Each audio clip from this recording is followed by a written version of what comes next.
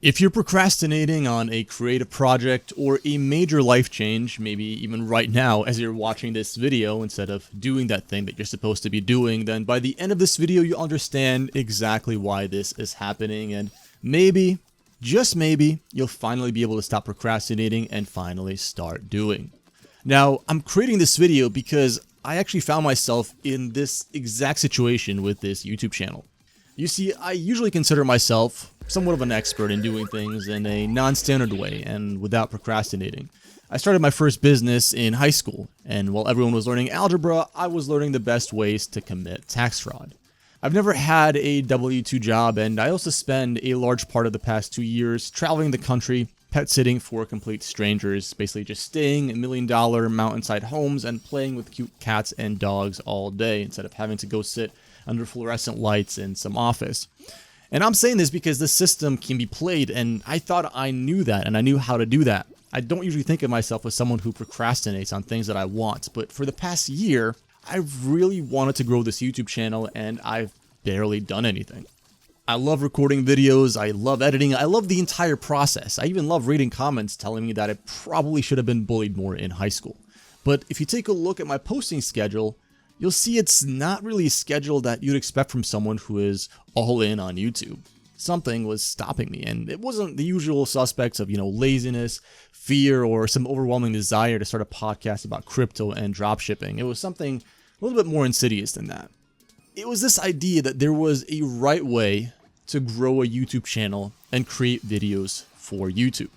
You have to do challenge videos, you have to make your thumbnails in this way, you have to do retention editing. These are all things that I took as gospel, and I felt like I had to do all of them if I wanted to succeed. And because I felt like I had to do things that way, I felt like I was getting stuffed into this box that didn't quite fit me.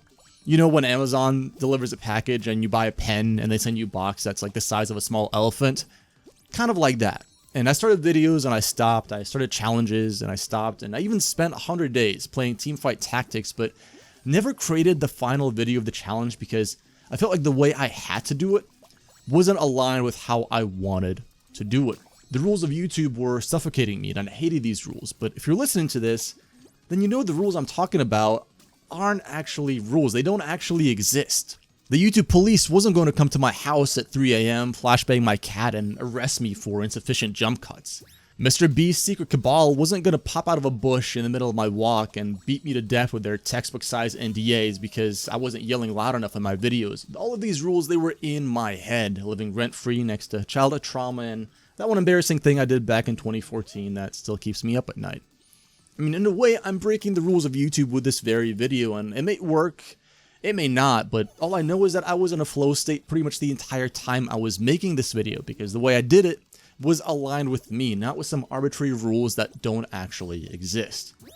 And yes, all of that is great and all, but what does this actually have to do with you besides the fact that you're still here watching someone monologue about breaking rules while technically still following YouTube's rules to avoid demonetization? Hey, I gotta eat. But I'm giving you this long-winded monologue to show you that this pattern of self-imposed rules, it doesn't just happen with YouTube. It happens in every area of our lives, even though there are no real rules in life. There are no rules on the best way to live, the right way to act, or the right way to accomplish anything. I mean, maybe except brain surgery. Please follow the rules if you're going to perform brain surgery.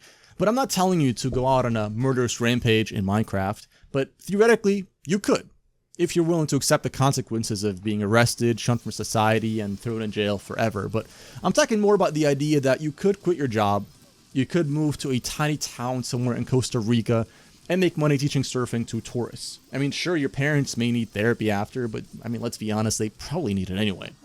And you could also completely change your career at any moment, or break up with a significant other who, on some level, you know isn't the right person for you. And you could stop procrastinating right now if you figured out what rules you had in your head about the thing that you're procrastinating on. Let's say you're working on a creative project and you know you want to do it, but you just keep procrastinating.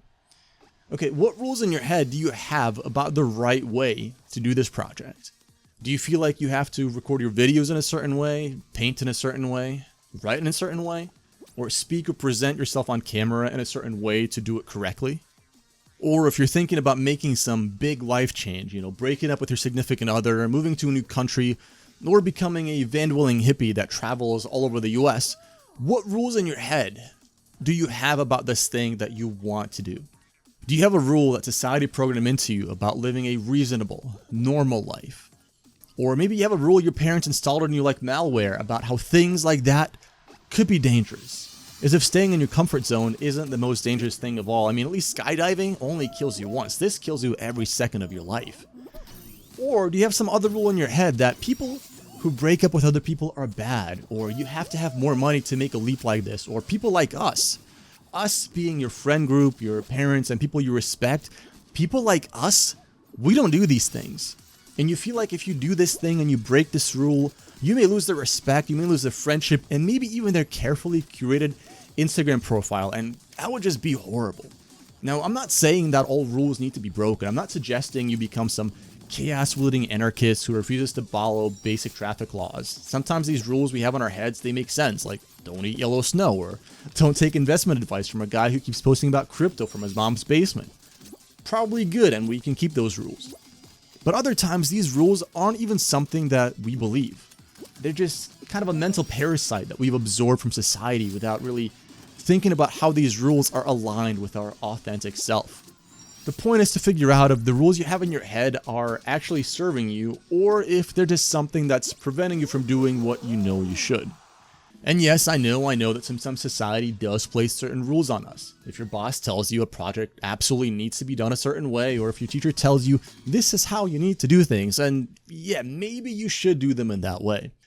But also, a lot of times you don't actually have to, because here's a secret for you about authority figures. Many of them are just as lost as you are, sometimes even more lost. And they're also worried about looking good to their boss or their colleagues.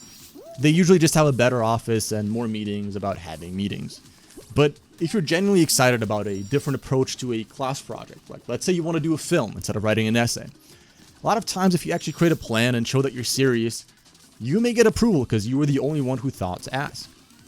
And if you generally think there's a better way to approach a project at work, a more efficient way, or one that makes you more excited about it, then you can approach your boss or manager with a plan and, ideally, make it sound like it was their idea, or they said something so genius that it sparked this fire in you to make the project better, and you're so grateful to them, and it's likely they'll approve it.